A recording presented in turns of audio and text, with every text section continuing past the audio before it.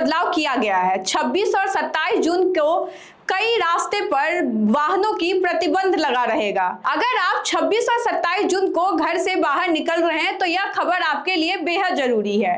मुहर्रम 2026 के अवसर पर ताजिया और जुलूस को देखते हुए पटना ट्रैफिक पुलिस ने विशेष यातायात व्यवस्था लागू किए हैं। बता दें कि कारगिल चौक से पटना सिटी जाने वाले वाहनों को बाकरगंज, राम गुलाम चौक, एग्जीबिशन रोड और पुरानी बाईपास की ओर डाइवर्ट किया जाएगा। वहीं पटना सिटी से अशोक राजपथ होते हुए गांधी मैदान की तरफ किसी भी सामान्य वाहन को आने की अनुमति नहीं होगी। ऐसे वाहनों को अगमकुआ, गायघाट और पुरानी बाईपास के रास्ते भेजा जाएगा। इसके अलावा मचकरटोली, खजांची रोड, सब्जी बाग रोड, रमना रोड और गांधी चौराहा से अशोक राजपथ पर वाहनों की एंट्री पूरी तरह प्रतिबंधित रहेगी।